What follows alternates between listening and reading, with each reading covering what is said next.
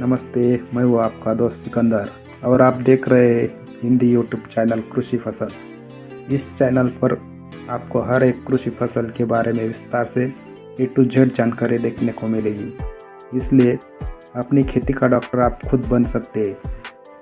आज इस वीडियो के माध्यम से मैं आपको खेती से जुड़ी एक महत्वपूर्ण बात बताना चाहूँगा कि लोग कहते हैं कि किसान कभी एक साथ नहीं जुड़ सकते क्योंकि उनके पास इतना वक्त नहीं है, लेकिन मैं आपको विश्वास दिलाता हूँ कि किसान अन्नदाता है, उसे बड़े राजा भी कहते हैं। किसान राजा था, है और हमेशा रहेगा। एक दिन इस किसान राजा के दरबार में सभी याचक होंगे। सिर्फ हमें एक संकल्प करना है कि हम अपनी आय दुगनी करने के लिए सबसे पहले अपनी फसल बनाने की जितनी ताकत है वह ताकत आधे खेत पर लगाएंगे। हमारी फसल की हम खुद सही और सटीक देखभाल करेंगे। इससे हमारी मेहनत कम होगी, खर्चे कम होंगे, हमारा वक्त बर्बाद होने से बचेगा और आय यानी कि आमदनी होगी दोगुनी। तो फिर वीडियो को अंत तक देखें, सीखें, लाइक करें, शेयर करें, चैनल को सब्सक्राइब करें। अब आप देख रहे हैं इस कड़ी का दूसरा एपिसोड। पिछले वीडियो में आपने देखा टमाटर फसल की पौधों के बढ़ने के सभी चरण, और इस वीडियो में देखेंगे टमाटर के लिए उपयुक्त खाद के बारे में।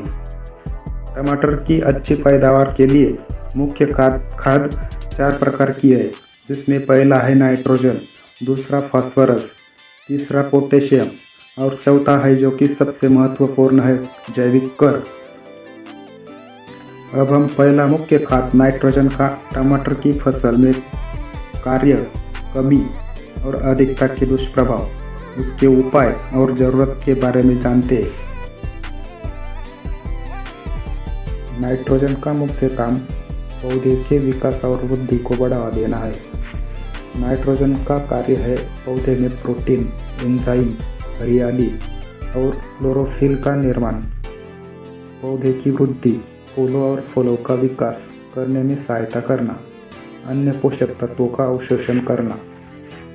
अब हम देखते हैं नाइट्रोजन की कमी से टमाटर के जड़ों पर दुष्प्रभाव। नाइट्रोजन की कमी से जड़ों का विकास बाधित होता है, जिससे पौधे का जरूरी पोषण नहीं मिल पाता और उसका स्वास्थ्य खराब हो जाता है। नाइट्रोजन की कमी से जड़ों का रंग भी बदल सकता है, वे लाल या भूरे रंग की हो जाती है और गुच्छेदार दिखाई दे सकती है। नाइट्रोजन की कमी से टमाटर के तने पर दुष्प्रभाव। नाइट्रोजन की कमी से टमाटर के तने पतले, कमजोर, रंगहीन या बैंगनी रंग के हो जाते हैं, जिससे पौधे की समग्र वृद्धि और फल लगने की क्षमता बुरी तरह प्रभावित होती है। नाइट्रोजन की कमी से टमाटर के पत्ती पर दुष्प्रभाव। पौधे के निचले हिस्से की पत्तियां, जो सबसे पुरानी होती है, सबसे पहले पीली पड़ना शुरू होती है। पत्तियों का पूरा रंग एक समान रूप से हल्के हरे से पीला हो जाता है, खासकर पत्तियों की नसें भी पीली हो जाती है। धीरे धीरे पौधे की ऊपरी और नई पत्तियां भी गहरे हरे की जगह हल्की हरी दिखने लगती है। नाइट्रोजन की कमी से पत्तियों का आकार भी छोटा रह जाता है और ये पतली हो जाती है। इससे पौधे की वृद्धि रुक जाती है। अगर कमी गंभीर हो जाए तो ये पीली पड़ी हुई पुरानी पत्तियां सूखकर समय से पहले ही गिर जाती है। नाइट्रोजन की कमी से टमाटर के फूलों पर दुष्प्रभाव। नाइट्रोजन की कमी से पौधे का विकास धीमा हो जाता है, जिससे फूलों की संख्या कम हो जाती है और उनका आकार भी छोटा रह जाता है। अगर पौधे में नाइट्रोजन की बहुत ज़्यादा कमी हो जाए तो फूल आने के बाद बिना फल में बदले ही झड़ने लगते हैं। इससे पैदावार पर सीधा असर पड़ता है। नाइट्रोजन की कमी से टमाटर के फलों पर दुष्प्रभाव। इसकी कमी से पौधे का संपूर्ण विकास रुक जाता है। इससे फल भी पूरी तरह से विकसित नहीं हो पाते। जब फूल ही कम लगेंगे तो स्वाभाविक रूप से फलों की संख्या भी बहुत कम हो जाएगी। नाइट्रोजन की कमी से पौधे की चयापचय प्रक्रिया धीमी हो जाती है। जिससे फलों के पकने की प्रक्रिया भी धीमी हो जाती है।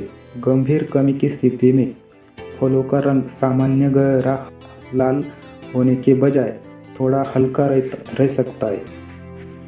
नाइट्रोजन की कमी को दूर करने के लिए नाइट्रोजन युक्त उर्वरक का सही मात्रा में प्रयोग करें।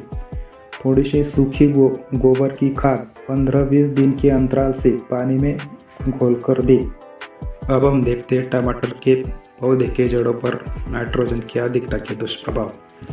टमाटर के जड़ों में नाइट्रोजन बहुत ज़्यादा होता है, तब पौधा बाकी जरूर पोषक तत्वों जैसे कैल्शियम और पोटेशियम को ठीक से ग्रहण नहीं कर पाता। इससे ब्लॉसम एंड रॉट नामक का रोग हो सकता है, जिससे टमाटर के नीचे का हिस्सा सड़ने लगता है।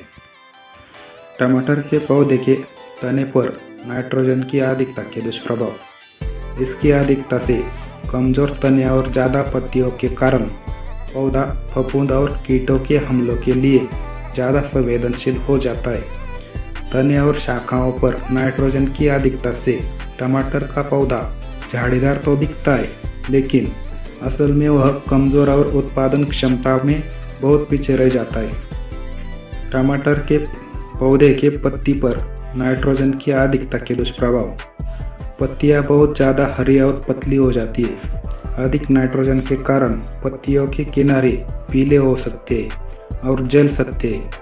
पत्तियां नीचे की तरफ मुड़ सकती है और मुरझाई हुई दिखाई सकती है।